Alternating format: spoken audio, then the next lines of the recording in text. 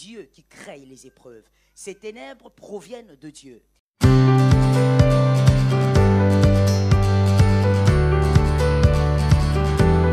Que quelqu'un me dise l'épreuve. Est-ce que tu peux dire à ton frère l'épreuve? Oui, mon frère, ma soeur, ne sois pas choqué quand moi je prêche ou quand j'enseigne. Je prêche avec toi. Donc, tu vas beaucoup parler ce soir. Oui, alors vaut mieux parler dans la présence de Dieu que parler ailleurs. Nous disons les 3 langages de l'épreuve. Quelqu'un m'a dit l'épreuve.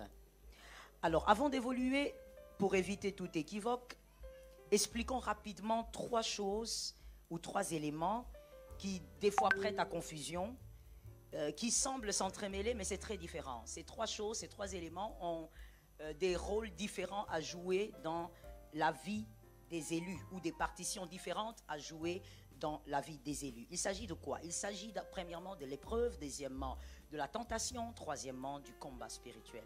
Quelqu'un m'a dit l'épreuve. Alors l'épreuve, c'est, j'espère qu'il y a quelqu'un qui écrit, l'épreuve sont les obscurités de Dieu, créées par Dieu. À des moments de votre parcours, dans votre destinée, Dieu lui-même crée ce moment-là. Pourquoi? Pour vous solidifier, pour vous équiper, pour vous permettre d'être meilleur. C'est Dieu qui crée les épreuves. Ces ténèbres proviennent de Dieu.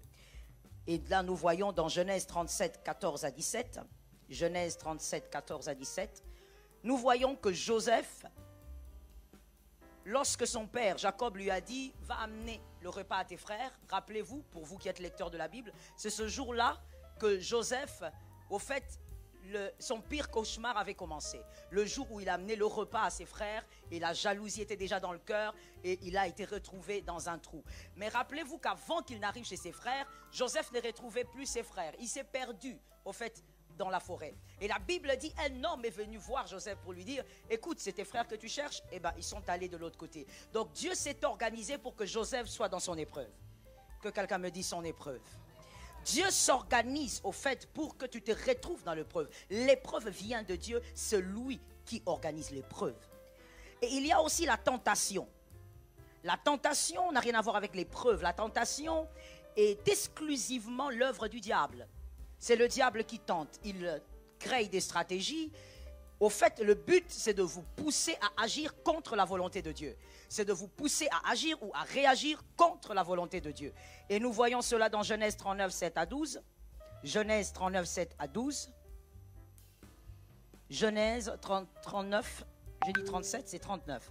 Genèse 39, 7 à 12. Nous voyons que Joseph, chez Potiphar, il y a la femme de Potiphar qui vient. Oui, la femme de Potiphar, c'est la tentation venant du diable. La femme de Potiphar n'est pas l'épreuve, c'est plutôt une tentation. Le diable passe par la femme de Potiphar. Pourquoi? Parce que, s'il te plaît, retiens et écris. Si tu écris, tu fais très bien. Parce que la tentation a pour but de vous arracher votre héritage. Votre héritage, c'est ce que Dieu a réservé pour vous. C'est ce que Dieu a prévu pour vous. La grâce et la gloire qu'il a réservé pour vous sur la terre. C'est ça votre héritage. Que quelqu'un me dise héritage. Et donc, la tentation a pour but de vous amener vers le péché. Pourquoi? Afin que le diable arrache votre héritage. C'est comme ça qu'il est écrit. J'aime beaucoup ce verset. Depuis que je suis enfant, je récite ce verset. Jérémie 17, 4. Jérémie 17, 4 dit, « Tu perdras par ta faute l'héritage que je t'avais donné. » Donc ce verset démontre que Dieu donne des choses, mais par notre faute, il nous arrive de perdre l'héritage. Donc je dis à quelqu'un ce soir, au nom de Jésus, tu ne dois pas perdre ton héritage. Je croyais que c'est à toi que je m'adressais. Au nom de Jésus, tout ce que Dieu a réservé pour toi, tu dois le posséder. Tu dois les vivre pleinement. Et donc la tentation n'a rien à voir avec l'épreuve. Lorsque le diable vous tente, le but est de vous pousser vers le péché pour vous arracher votre héritage. C'est la femme de Potiphar. Gloire à Dieu, Joseph n'est pas tombé dedans. Et la Bible révèle même dans Genèse 39, 7 à 12, je vais te donner les versets, la Bible révèle même que lorsque cette femme est venue, elle est venue plusieurs fois, finalement, Joseph a jeté la tunique et il s'est enfoui. Je dis à une âme, garde la foi, ne trahis pas Jésus. Ton amen est bizarre. Je dis, garde la foi, ne trahis pas Jésus. S'il faut jeter la tunique, jette la tunique, mais garde la foi. S'il faut abandonner des amis, abandonne des amis, mais garde la foi. S'il faut abandonner une situation sociale, abandonne-la, mais garde la foi. S'il faut abandonner un travail, abandonne, mais garde la foi. Est-ce que les élus sont dans cette salle? Est-ce que les élus sont venus ce soir? Je dis à une personne, entre la foi en Jésus et tout ce que la terre peut proposer, le choix est clair. Tu gardes la foi, ne jette pas, ne refuse de jeter la foi, mais jette la tunique. Et je veux te dire aussi pourquoi, en dehors du fait que la foi te mène à Christ, te garde avec Christ, c'est que la foi crée la tunique ne crée pas la foi. Est-ce que quelqu'un m'a entendu? Je reprends cela pour celui qui dormait. Je disais, la tunique ne peut pas créer la foi, mais la foi crée la tunique. C'est-à-dire, c'est par la foi que Joseph est arrivé à avoir une position d'honneur chez Potiphar. Je dis c'est par la foi. Ce n'est pas à cause de son identité par rapport à son père ou à sa mère, mais c'est par sa foi. Il est arrivé jusqu'à être chez Potiphar. Et c'est par la foi que Joseph est arrivé à être ministre en Égypte. Donc la foi peut t'amener au-delà. La foi peut t'amener à atteindre des objectifs glorieux, mais la tunique ne peut pas te donner la foi. Est-ce que quelqu'un m'entend bien? Alors refuse de perdre ta foi. Dis à un homme, à une femme, je ne perdrai pas ma foi. Dis à celui qui n'a pas entendu, je ne perdrai pas ma foi. Nous sommes dans un siècle mauvais, mon frère. Nous sommes dans un siècle dont l'apôtre Paul avait parlé. Le siècle présent, un mauvais siècle. Là où les hommes sont devenus fanfarons, méchants, hypocrites. Même en venant dans l'église, ces personnes n'ont rien à voir avec ce que l'on voit. Au fait, tout est question aujourd'hui d'apparence. Les gens font semblant, même dans les églises. J'ai dit à une personne, il n'est pas ici question d'être dans une église. Il n'est pas ici question d'être dans une assemblée d'une certaine dénomination. Il est question de garder sa foi. Garde ta foi, la foi on ne l'arrache pas. Ne trahis pas ta foi à cause de ce que tu vois. Que rien ne te fasse trahir ta foi. Que Jésus reste le focus de ta vie à chaque instant. Est-ce que quelqu'un m'entend? Avec ou sans, je ne sais quoi, on garde la foi. Hein, j'ai envie de parler. Est-ce que je peux parler? Est-ce que je peux parler? Avec ou sans enfant, on a la foi. Avec ou sans mari, on a la foi. Avec ou sans femme, on a la foi. Avec ou sans tout ce que le monde propose, on garde la foi. Je suis d'accord avec toi, mon frère. La foi. On ne trahit pas la foi à cause des choses terrestres. On garde la foi. Joseph, un homme très intelligent, avait compris que c'était par la foi qu'il était là et non à cause de la tunique. Il a préféré jeter la tunique et garder la foi. Si tu es capable de jeter une tunique aujourd'hui pour garder ta foi, cette foi t'amènera au-delà de ce que tu as lâché aujourd'hui. Oh, ça tombe sur ta vie. Et je veux te dire aussi une chose. Sarah, oh, j'espère que je parle au lecteur de la Bible. Mon mari m'a toujours reproché le fait que je n'explique pas toute l'histoire quand je cite une histoire. Il faut m'excuser, hein. Et je ne fais pas très bien les choses comme lui. Alors, je disais, il faut garder la foi quoi qu'il arrive. Voilà pourquoi on garde Sarah même si elle est ridée. On ne lâche pas Sarah. Même si Agar arrive à enfanter Ismaël, on ne quitte pas Sarah. Parce que même si Sarah est ridée, c'est elle qui a les entrailles de la promesse. Et oui, Agar n'a pas les entrailles de la promesse, même si elle est rapide à enfanter. Que quelqu'un me dise rapide à enfanter. Dis-moi avec autorité, rapide à enfanter. Même si elle est rapide à enfanter, ce ne sont pas les entrailles d'Agar qui détiennent la promesse. Les entrailles de Sarah détiennent la promesse. Ainsi, Abraham, même s'il a fait un enfant avec Agar, Abraham est resté avec Sarah. Même ridée, elle a pu enfanter le fils de la promesse. J'ai dit à une personne, même si ta foi semble être ridée, elle est encore capable de faire des grandes choses. Même si ta foi semble, oh my God. J'ai dit à une personne, oh, ne te laisse pas intimider par le voisin. Je t'ai dit tout à l'heure, nous sommes dans un monde rempli d'hypocrisie. Ne te laisse pas intimider par le voisin. Celui-là qui vient te dire, depuis que tu as commencé à prier, qu'est-ce qui est arrivé? Regarde-lui dans les yeux et dis-lui, ma foi est peut-être ridée, mais elle est capable de faire des choses glorieuses sur la terre. Est-ce que quelqu'un m'entend bien? Et puis j'aimerais te dire une chose que j'entends le Saint-Esprit me communiquer, je te le dis. La foi ne fait pas que des choses matérielles, la foi fait des choses immatérielles.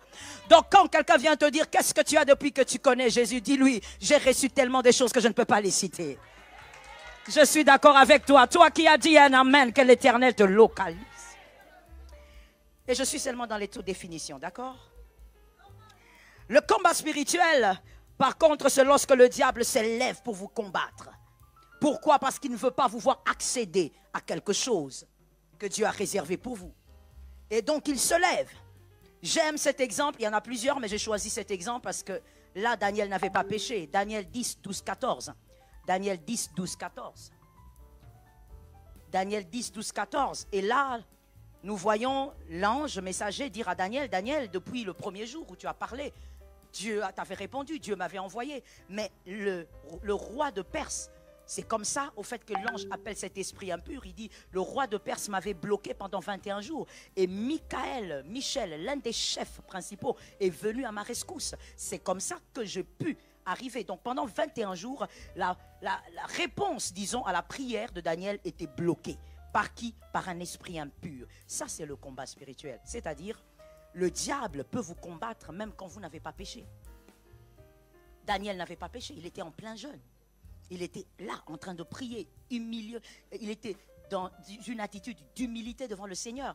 Mais voilà, le diable est quand même venu là arrêter quelque chose. J'ai dit à une personne que le Saint-Esprit te donne toujours la victoire face au combat. C'est gratuit, que le Saint-Esprit te l'accorde. Et donc, vous avez donc compris que l'épreuve n'a rien à voir avec les deux autres éléments. Que ce soit le combat spirituel ou encore que ce soit la tentation. Maintenant, parlons des trois langages des épreuves ou de l'épreuve. Les trois langages de l'épreuve.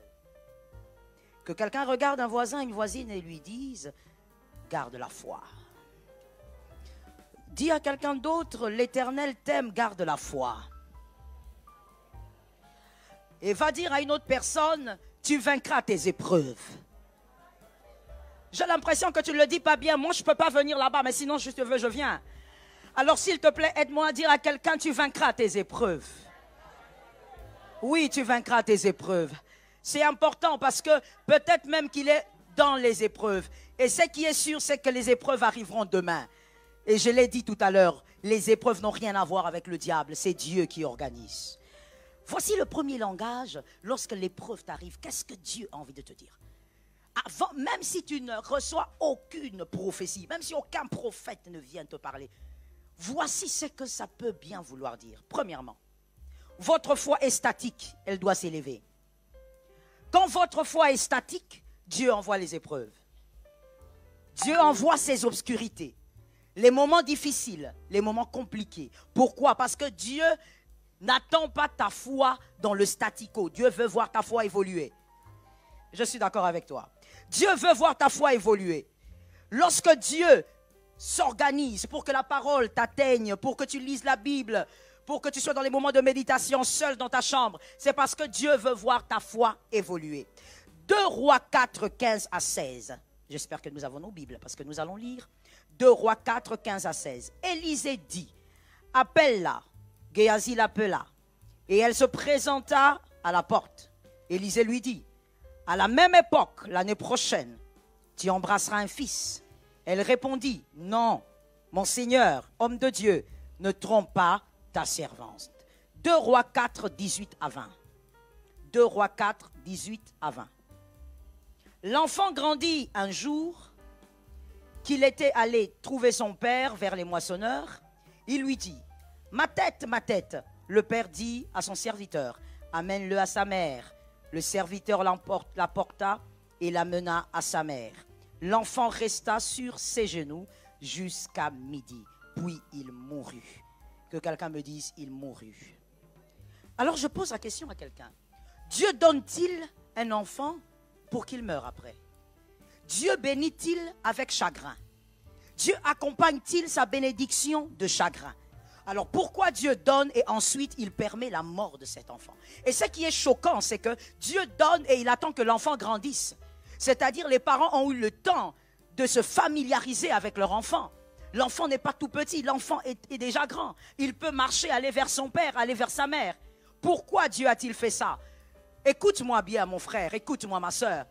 La première fois, Dieu donne un enfant à cette femme de manière miraculeuse parce que c'était impossible qu'elle enfante. Dieu a démontré à cette femme qu'il était le Dieu qui donnait des enfants. Que face à l'impossible, il est le Dieu des possibilités. Face à l'impossible, il est le Dieu qui peut faire des choses étranges. Que quelqu'un me dise étrange. Et maintenant, cette femme avait déjà une foi. Elle savait que Dieu pouvait faire des choses au-delà de ce que l'homme attend. Mais la foi de cette femme est restée statique. La foi de cette femme n'a plus bougé. Tout ce qu'elle savait, c'est que Dieu est le Dieu de l'impossible. Alors Dieu envoie des épreuves. Dieu crée cette épreuve. Dieu s'organise pour que l'enfant meure. Oui, je dis Dieu s'organise. Il n'y a pas de démon ici. Il y a la main de Dieu. Dieu s'organise pour que l'enfant meure. Pourquoi? Pour que la foi de cette femme change. Pour que la foi de cette femme s'élève, qu'elle comprenne qu'il n'est pas que le Dieu qui donne des enfants, il est le Dieu aussi qui ressuscite les morts. Il est aussi le Dieu qui donne la vie. Il n'est pas que le Dieu qui fait des miracles de naissance, mais il est aussi le Dieu qui restaure. Il n'est pas que le créateur, il est aussi le régénérateur. Il est aussi le restaurateur. J'ai dit à une âme, lorsque tu vivras tes épreuves ou si tu es dans tes épreuves déjà, écoute ce que le Dieu veut te dire. Dieu veut te dire, élève ta foi. Dieu veut te dire, ce que tu connais, c'est bon, mais ce que tu connais n'est pas tout ce qu'il y a. Ce que tu connais n'est pas tout ce que Dieu peut faire. Alors quand Dieu veut bousculer ta foi, il crée des épreuves. J'ai dit à une personne, lorsque les épreuves viendront, arrête de pleurer et pose-toi la question, combien ta foi peut aller très haut? Est-ce que quelqu'un m'entend bien? Lorsque Dieu s'organise pour que tu vives ces épreuves, c'est pour que ta foi change. La foi d'aujourd'hui ne doit pas être la foi de demain. Parce que ce qui t'attend demain est plus grand que ce qu'il y a aujourd'hui. Est-ce que quelqu'un m'entend très bien? La foi d'aujourd'hui doit bouger. Ça doit changer. Et Dieu ne viendra pas te dire, écoute, ta foi, elle est trop statique. Non, Dieu va créer des épreuves. Et lorsqu'il créera des épreuves, reste dans la parole de Dieu. Parce que de toutes les manières, celui qui te permet de traverser ces épreuves, David l'a dit, c'est celui qui a la houlette et le bâton. Je suis d'accord avec toi. Donc, attache-toi à cette parole. Et n'oublie pas, ne sois pas agité pendant l'épreuve. Ne te mets pas à raconter à tout le monde, voici ce que je vis, voici ce qui m'arrive. Mon frère, écoute-moi bien, les plus discrets sur la terre, ce sont les personnes qui sont capables aussi de conserver les grandes choses. Est-ce que quelqu'un m'a capté? Les personnes les plus discrètes, ce sont les personnes capables de conserver aussi les grandes choses. Parce que lorsque vous n'êtes pas discret et vous parlez de tout ce qui vous arrive, tout le monde est informé de ce qui va vous arriver aussi demain. Et tout le monde aura les yeux sur ce qui va vous arriver demain. Que l'Éternel vous préserve. Le deuxième langage de l'épreuve.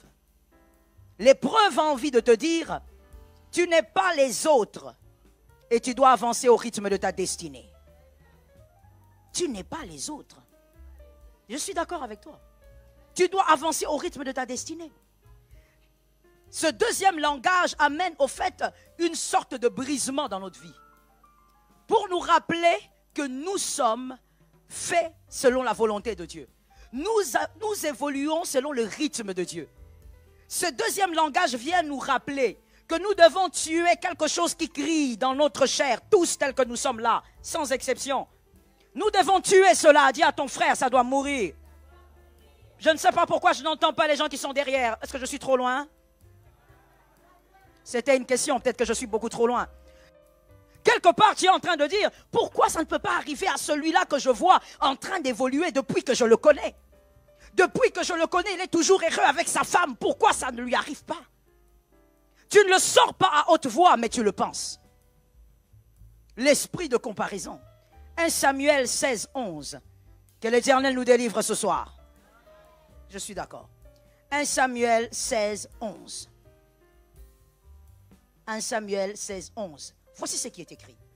Puis Samuel dit à Isaïe, tous tes fils sont-ils là?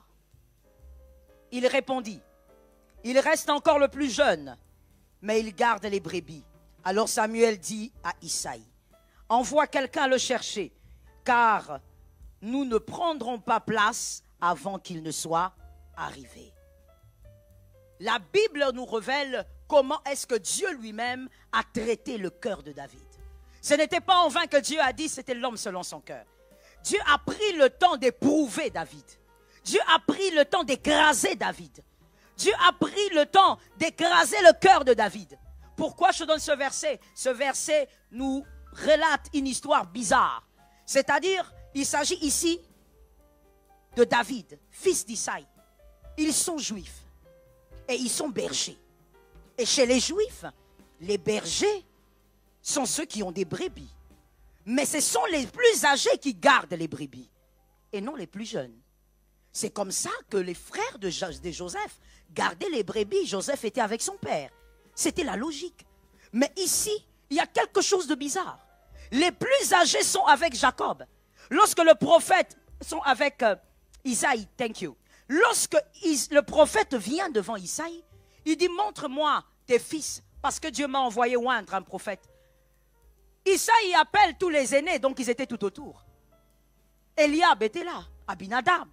Et on demande, mais est-ce que tous sont tes fils? Oui, mais est-ce qu'il n'y a plus personne? Si, il y a un petit là. Un petit. Un petit qui est dans la brousse. Un petit qui a affronté l'ours et le lion. Donc, en d'autres termes, un petit qu'on a exposé au danger. Pendant qu'on l'expose au danger, où est Dieu? Pendant qu'on est en train de célébrer les aînés, où est Dieu? Où est le Dieu de David, je dis? Pendant qu'on est en train de couvrir les aînés, où est le Dieu de David? David est derrière les brebis. Le plus petit est derrière les brebis. Dieu a appris à David de dépendre de lui et de dépendre du rythme de sa destinée. Dis à ton frère le rythme de ta destinée. Dis à un autre, ne m'envie pas le rythme de ta destinée. Ok, vous avez du mal à le dire? À David, que même si tes frères sont loués, toi tu restes là et acceptes ça. Tes frères sont ovationnés, toi tu restes là et tu n'as aucune rancune. Tes frères sont célébrés quelque part. Aussi, vous lisez l'histoire de David, vous verrez qu'il avait même des frères dans l'armée. Le loup, il était là, derrière les brebis. Écoutez, David a tué l'ours et le lion, mais personne ne l'a acclamé. Personne ne l'a acclamé. C'est plus tard que Saül va l'apprendre parce qu'il y avait un défi. Mais quand il a tué l'ours et le lion, il n'y avait personne pour lui dire, tu es le meilleur. Oh, j'ai envie de dire quelque chose, je sens ça dans mon esprit. Même dans l'église locale, sers Dieu sans que personne ne t'acclame. Tu n'as pas besoin que quelqu'un t'acclame pour servir le Seigneur. Et on a dans l'église des personnes qui sont là en train de dire, voilà, moi j'ai fait ceci, on m'a rien dit, le pasteur ne m'a même pas vu. Tu n'as pas besoin que le pasteur te voie. Si Jésus t'a vu, c'est suffisant. Si Jésus te célèbre, c'est suffisant. Donne-moi un amen convenable. Si Jésus t'a vu, c'est suffisant. Tu n'as pas besoin qu'on te célèbre. Tu n'as pas besoin que quelqu'un vienne te dire, oh, tu es la meilleure. As-tu besoin de ça? Si les hommes disent que tu es la meilleure et que Dieu trouve que tu es médiocre, qu'est-ce qui est essentiel pour toi? Dieu va t'apprendre par les épreuves à ne pas regarder la vie des autres avec envie. Tu es là en train de dire, oh, vous savez, moi j'ai une vie fade, j'ai une vie triste. Qui te l'a dit? Qui t'a dit que tu as une vie fade?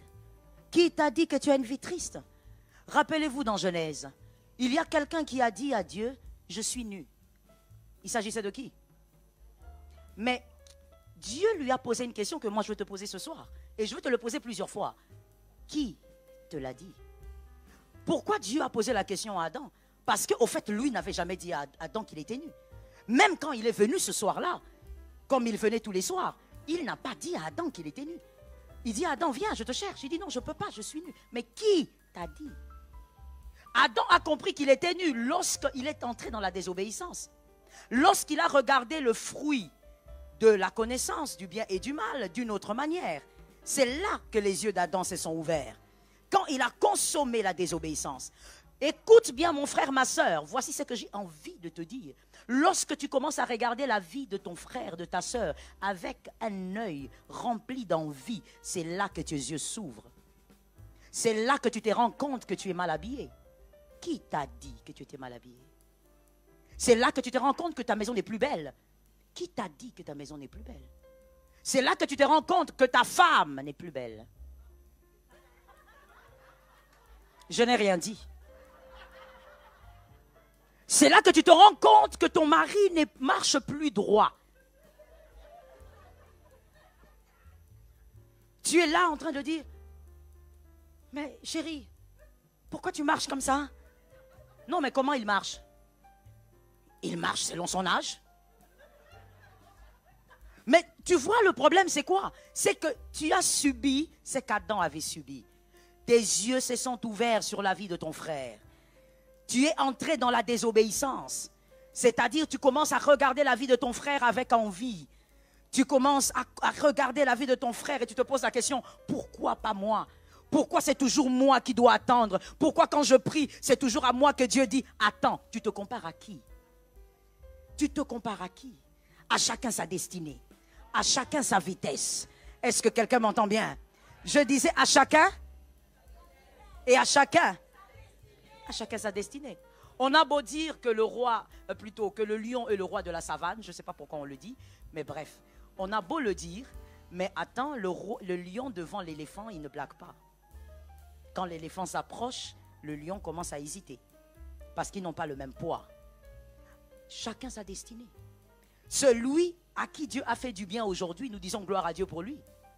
D'ailleurs, aide-moi à dire à un frère, cette année tu seras béni plus que moi.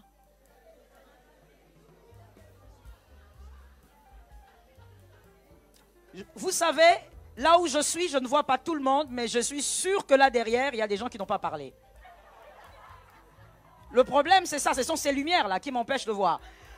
Que quelqu'un dise à son frère, cette année, tu seras béni plus que moi.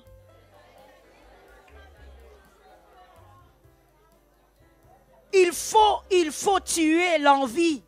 Et vous savez, des fois, ce n'est pas évident. On a beau vous prêcher, mais ce n'est pas évident de tuer cela. Alors, qu'est-ce que Dieu fait? Il envoie l'épreuve. C'est-à-dire, il te permet de pleurer pendant que les autres sont dans le bonheur. Il te permet de gémir pendant que les autres nagent dans le bonheur. Il te permet de grincer les dents. Devant les gens, tu as un sourire, mais en cachette, tu grinces les dents. Pendant ce temps, ceux qui n'ont pas ton intelligence sont dans le bonheur. Ceux qui ne sont pas instruits comme toi nagent dans le bonheur. Ceux qui ne fournissent pas les efforts que toi tu fournis, oh, ils ont des résultats que toi tu n'as pas. Tu te poses des questions, mais pourquoi? Dieu est en train de briser quelque chose. Focalise-toi sur le serpent de rein et compte sur ta destinée. Focalise-toi sur Jésus et compte sur ta destinée. Oh oui, on est assis dans cette église côte à côte, mais mon frère, chacun a sa voix. On peut être Ésaü et Jacob, mais chacun a sa destinée. Même les jumeaux n'ont pas la même destinée. Alors focalise-toi. Lorsque les épreuves viennent, ça peut aussi vouloir dire, tu en vis un peu trop, il faut te briser. Et il faut que tu avances à ton rythme. Que Jésus t'aide à avancer à ton rythme. Et que les phrases d'envie quittent ta vie. Est-ce que quelqu'un m'entend? Si tu ne comprends pas, mon frère, si tu ne comprends pas qu'il est temps, dans cette épreuve, de tuer cet esprit de comparaison, Dieu te gardera dans cette classe pour longtemps. Oh, aucune prière, aucun prophète, aucun pasteur ne pourra te sortir de là. Dieu te gardera dans cette classe d'épreuves pendant des années, jusqu'à ce que tu comprennes. Pourquoi? Parce que lorsqu'on est un élu, Dieu tient à vous. Il ne vous lâche pas jusqu'à ce que ça change. Dieu ne vous lâche pas. Non. Il a besoin de vous. Il a besoin de vous d'ici 2 ans, d'ici 3 ans. Il y a des gens que vous serez obligés de bénir. Et donc Dieu ne vous lâche pas. 3e langage. J'espère que je n'ai pas débordé avec le temps. Ah, d'accord. 3e langage. Lorsqu'on vit les épreuves. L'épreuve vient pour t'annoncer qu'il y a une nouvelle saison qui s'annonce. Je dis aussi amen. L'épreuve vient pour te dire, calme-toi, il y a quelque chose de nouveau à la porte. L'épreuve vient pour te dire, il y a une chose glorieuse qui est en train d'arriver dans ta vie. Il y a quelque chose de puissant qui va bouleverser ta vie. Oh, j'ai envie de prophétiser. Est-ce que je peux prophétiser? Je prophétise au nom de Jésus que cette année, l'Éternel t'accorde une chose glorieuse. Une saison de gloire. Que l'Éternel te l'accorde au nom de Jésus. Il y a quelque chose que j'aime. Laisse-moi aller rapidement vers Oméga. Je vais rentrer vers l'Alpha. Il y a quelque chose que j'aime avec le Seigneur. Quand il décide de t'arroser, il n'y a personne qui va se mettre sur le chemin. Il n'y a personne qui va arrêter cela. Tu es la seule personne qui peut arrêter le chemin. Tu es la seule personne qui peut arrêter le processus. Mais en réalité, personne ne peut arrêter la saison qui arrive. Oh, je veux dire à une personne, écoute très bien. La matrice de la gloire, c'est l'épreuve. La matrice du bonheur chez les élus, c'est l'épreuve. Il n'y a pas de sourire sans larmes avec les élus. Voilà pourquoi Christ même lui-même, le grand modèle, avant d'avoir le nom au-dessus de tout nom, il fallait bien qu'il passe par des choses horribles. Il fallait bien qu'il y ait des épreuves. J'ai dit à une âme, la nouvelle saison arrive. Je suis d'accord avec toi. Et je crois que ça arrive non seulement pour toi, mais aussi pour ta famille. Que la nouvelle saison se manifeste. Que la nouvelle saison entre en jeu. Quelqu'un a dit Amen. Je veux expliquer quelque chose. Regardez bien. On va voir, on va choisir. Mesdemoiselles, venez. Je ne sais pas si c'est madame, mademoiselle, mais en bref, venez s'il vous plaît. Avancez ici, merci. Je veux une deuxième personne. Une troisième plutôt. Alors, vous, mettez-vous là. Et vous, juste derrière. Je veux une troisième. Voilà. Pas de timidité. Nous n'avons pas reçu l'esprit de timidité. Alors, vous êtes là. Comment vous appelez? Yoéla. Je prononce bien? D'accord. Yoéla, c'est vous. Et vous êtes en train de vivre votre vie en 2022. Mais voici, Dieu prévoit une nouvelle saison pour vous au mois d'août. Nous sommes en juillet. Et au mois d'août, Dieu prévoit une nouvelle saison pour vous. Et comme la nouvelle saison doit arriver, il vous introduit dans l'épreuve. Pourquoi? Parce qu'une nouvelle saison pour elle annonce forcément des nouvelles saisons pour ces deux autres personnes. Tout élu est un bénisseur. Que quelqu'un lève sa main droite et dit, je suis un bénisseur. Tout élu est un bénisseur. Tu n'as pas besoin d'une prophétie pour ça. Tout élu est un bénisseur. Tu as reçu le salut, tu as reçu le Christ pour bénir les autres, pour l'annoncer aux autres. De la même manière, quand ta vie est arrosée, quand ta destinée est arrosée, il y a des personnes qui sont automatiquement arrosées. Est-ce que quelqu'un m'entend bien? Et donc, lorsque le Seigneur vous introduit dans l'épreuve, c'est parce qu'il ne veut pas que les deux autres ratent leur saison. Il n'y a pas que vous qui êtes en jeu. Alors je viens tuer quelque chose maintenant et tout de suite. C'est ma vie. Je tue cette phrase. C'est ma vie. Il faut qu'on me laisse tranquille. Je dois vivre ma vie. Tu n'as pas de vie. Je te rechoque. Tu n'as pas de vie. Depuis que Christ t'a donné sa vie, il t'oblige de donner aussi la tienne pour...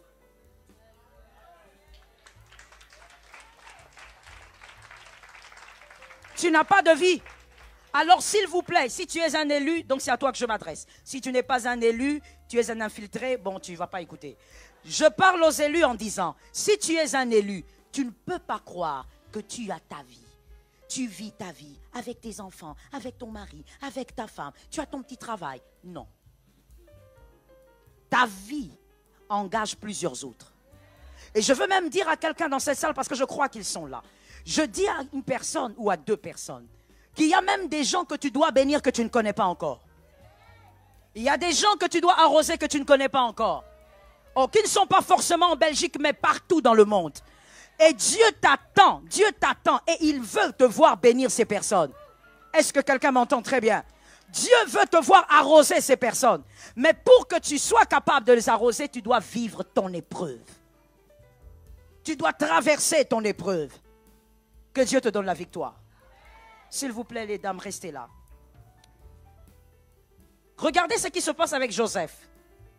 Je gardais l'exemple de Joseph. Regardez ce qui se passe avec Joseph. Dans Genèse 39, 20. Joseph est arrivé chez Potiphar à cause de la faveur. La faveur de son père. La faveur de ses pères. Il arrive chez Potiphar. Et Potiphar lui-même reconnaît que depuis que Joseph est là, tout a changé. Tout ce que Joseph touche est béni. Que quelqu'un me dise béni. Tout ce que Joseph touche prospère. Même Potiphar l'a compris. Maintenant, écoute bien. Joseph est chez Potiphar. Tout va bien.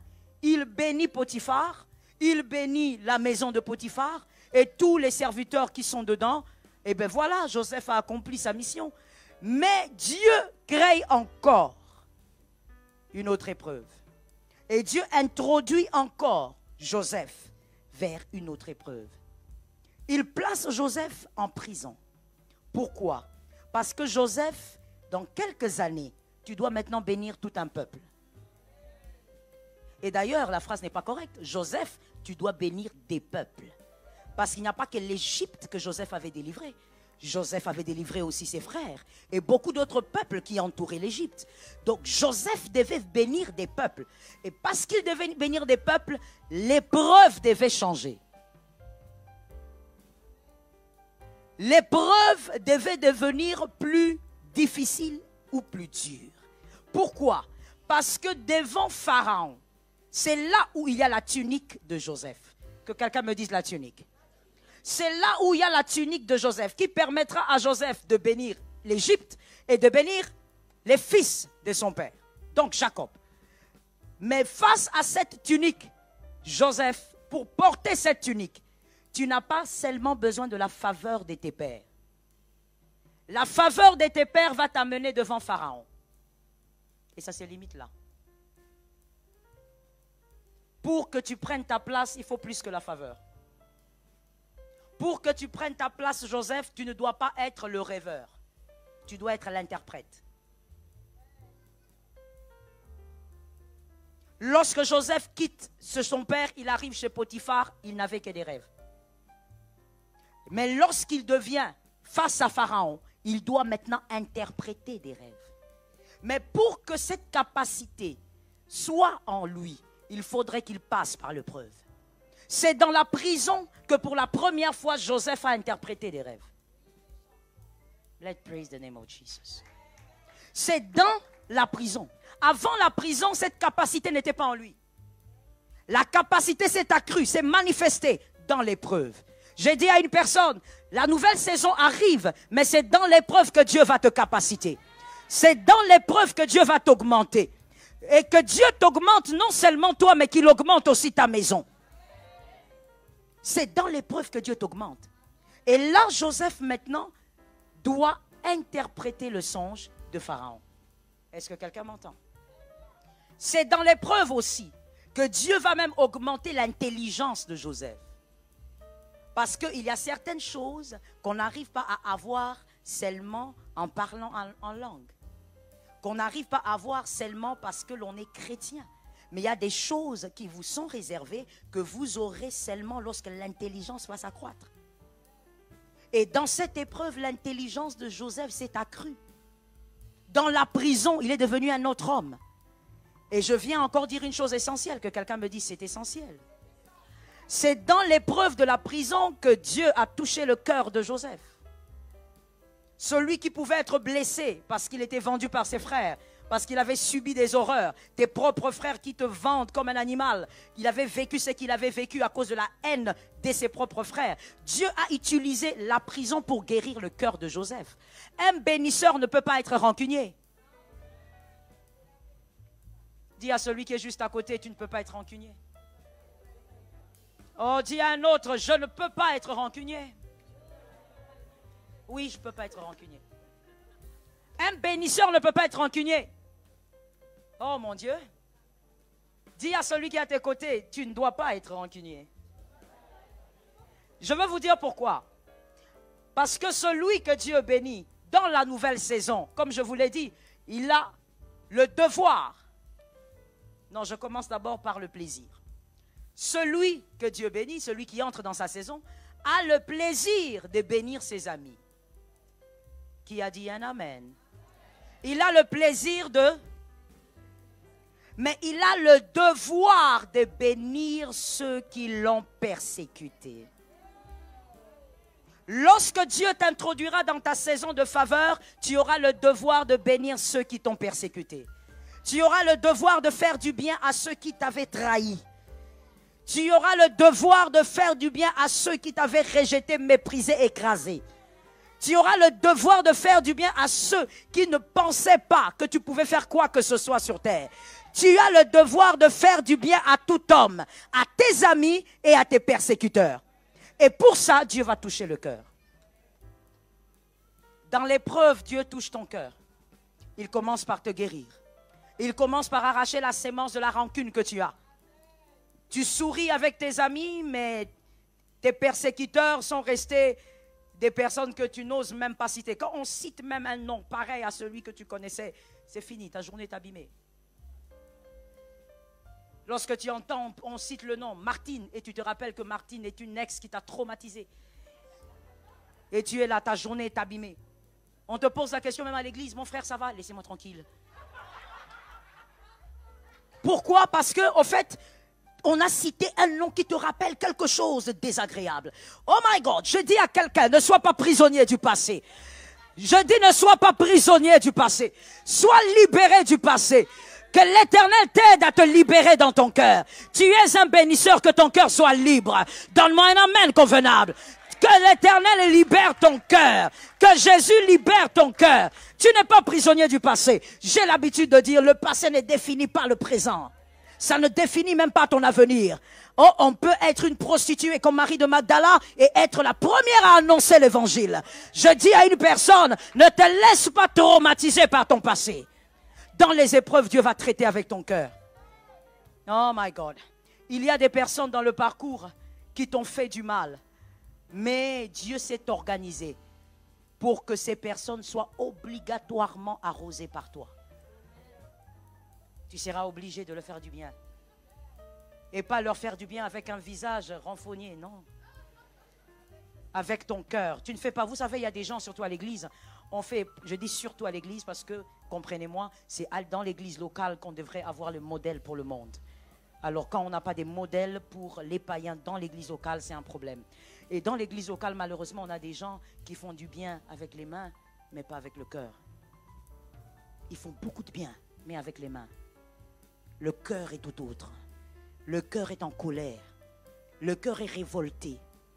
Je sens quelque chose en mon esprit, je le dis parce que le Saint-Esprit le dit. Mon frère, guéris des révoltes du passé.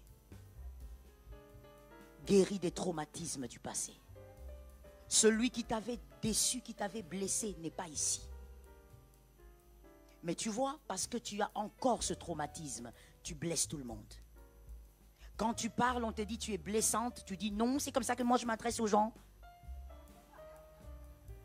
Quand on te parle, on te dit écoute, tu dois t'améliorer parce que quand tu parles vraiment, non, non, non, qu'est-ce que vous voulez? Quand je suis de mauvaise humeur, je suis de mauvaise humeur.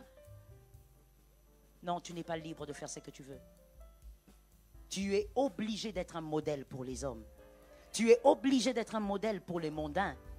Alors je dis à quelqu'un, guéris dans ton cœur. Fais du bien avec tes mains et avec ton cœur. Et ça, le Seigneur te passera par ce four appelé l'épreuve. Dieu va t'augmenter comme il a augmenté David, comme il a aussi augmenté Joseph. Joseph est arrivé devant Pharaon et Joseph a interprété ce qu'il ne faisait pas avant. Et Joseph a communiqué une sagesse d'en haut, une intelligence pour épargner tout le monde de la faim. Que Dieu te soutienne au nom de Jésus. Que Dieu t'aide pendant l'épreuve qui arrive. Ou l'épreuve que tu vis déjà, que Dieu t'augmente. Et que les personnes qui sont derrière toi, que ces personnes soient bénies par la nouvelle saison. Merci mesdames, que Dieu vous bénisse. Que Dieu arrose ta saison. Est-ce que quelqu'un m'entend? Est-ce que quelqu'un m'entend? Quand je finis en disant ceci, regarde-moi bien et écoute. Lorsqu'il y a un gâteau dans le four, bon, ceux qui n'ont pas l'habitude d'être dans une cuisine sont déjà perdus. Lorsqu'il y a un gâteau dans le four, il est en train de cuire. Avant même que les minutes ne s'arrêtent, les minutes de la cuisson, il y a quelque chose qui va vous faire comprendre que ça commence à cuire. Voilà ce qu'ils vivent dans la cuisine. L'odeur. Alors rappelle-toi s'il te plaît et enseigne à tes enfants si possible l'épreuve et l'odeur de la grâce. L'épreuve et l'odeur de la gloire. Lorsque la faveur de Dieu s'approche, l'odeur se fait sentir par l'épreuve. Quand quelqu'un te dit comment tu peux traverser des choses si terribles, dis à la personne, il y a quelque chose qui s'annonce. Quand une personne te dit, mais comment tu peux vivre ça l'année passée, cette année, mais jusqu'où tu vas endurer ça? Dis à cette personne, autant le Seigneur m'abaisse, autant il va élever mon nom. Est-ce que quelqu'un m'entend? Est-ce que quelqu'un m'entend?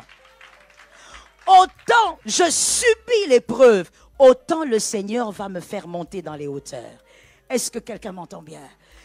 Pendant tes moments d'épreuve, n'oublie pas les 3 langages et ne te laisse décourager par personne. Qui a dit Amen 3 fois? Tiens-toi debout, on va prophétiser dans la présence de Dieu. Alléluia. Alléluia. Jésus est fidèle. Jésus est fidèle. Si tu peux simplement lever tes 2 mains, lève légèrement tes 2 mains s'il te plaît. Nous allons prophétiser parce que je crois que le Saint-Esprit le veut pour nous. Nous allons prophétiser ce soir tous comme un seul homme. Nous allons dire, Seigneur, équipe-moi pendant l'épreuve. Est-ce que quelqu'un m'a entendu? On va le déclarer 3 fois. On y va. 1, 2, 3. Seigneur, équipe-moi pendant l'épreuve. 2. Seigneur, équipe-moi. 3. Seigneur, commence à prophétiser. Parle au Seigneur. Vas-y, prophétise. Reba shekaya rababa satababa. Roma sakaya mama mama. Shikeya raba setamai. Robo sakayama.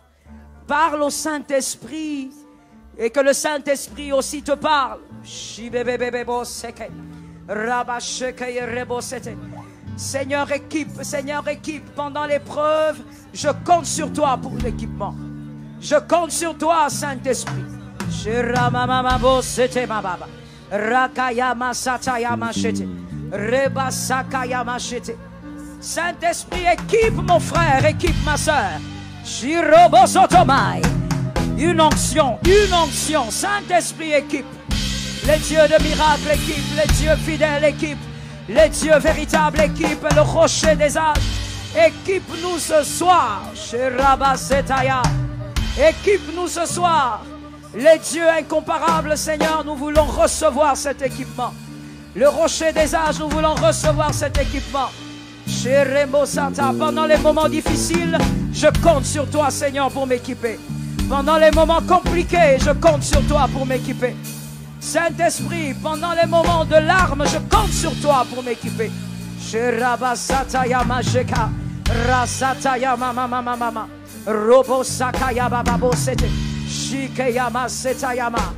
Merci Jésus.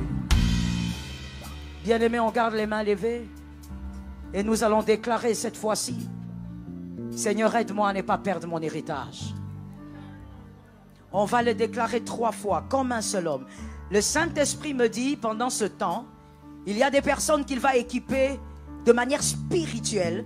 Il va accorder un équipement spirituel ce soir même. Il y a des personnes qui vont recevoir un équipement spirituel. L'esprit sera ravitaillé par la puissance du Saint-Esprit. Nous avons les mains levées, nous déclarons, Seigneur, je ne raterai pas mon héritage. On y va, 1, 2, 3. Seigneur, je ne raterai pas mon héritage. La 2e fois. La 3e fois. Avec foi. La 4e fois. La 5e fois. La 6e fois. La 7e. Commence à prophétiser. Robosaka. Rekaya. Shikayamos. Rebebebebebebe. Prophétise. Prophétise. Shebebebebebebebebebebebe. Shebebebebebebebebos. Robosakaya.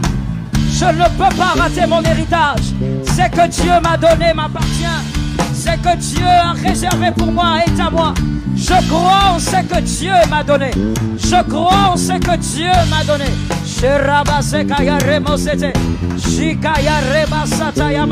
Je ne perdrai pas mon héritage. Je ne perdrai pas mon héritage.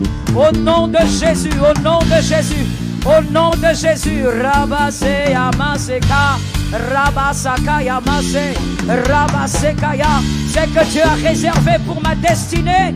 Je le vivrai. Au nom de Jésus. Reboseka Yamasete. Saint-Esprit. Merci Jésus. Merci Saint-Esprit. S'il vous plaît, mettez votre main droite sur votre poitrine. Je veux déclarer, comme le Saint-Esprit l'a dit, il y a des gens qui vont être équipés ce soir, spirituellement. Je ne connais pas ta destinée. C'est le Saint-Esprit qui connaît ta destinée. Il sait ce qu'il compte faire avec toi cette année. Thank you, Jesus. Le Saint-Esprit me montre six personnes.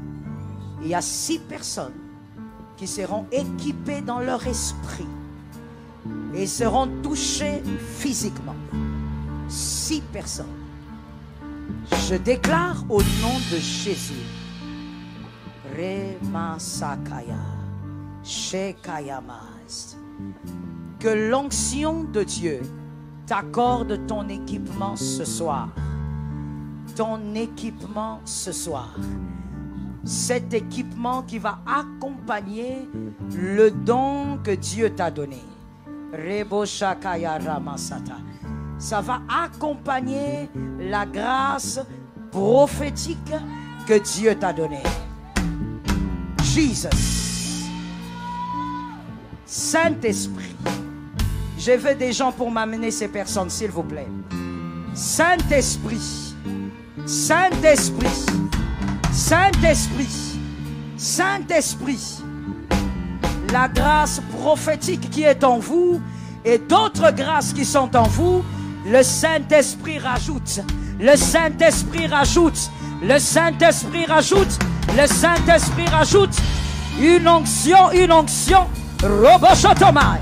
Remasekaya. L'onction descend au nom de Jésus. Les 6 personnes sont équipées. Les 6 personnes sont équipées. Les 6 personnes sont équipées. Au nom de Jésus, c'est pour vos maisons et vos familles. Amenez-les-moi ici, s'il vous plaît. L'huile de Jésus. L'onction des dieux. L'onction des dieux. Au nom de Jésus, l'onction prophétique. L'Éternel oint ton esprit ce soir. L'Éternel oint ton esprit ce soir. Les choses nouvelles vont commencer avec toi. Passer par toi. Jesus. Jesus. Ribosakayamaba. L'onction de Jésus. Ton esprit est équipé ce soir. Tu n'es pas venu seulement pour entendre la parole, mais il est temps pour ton esprit de recevoir l'équipement. Il est temps pour ton esprit de recevoir la grâce. Jeresatamai, Robosaka, c'est que le Saint-Esprit, Jesus, je veux des gens à ma droite.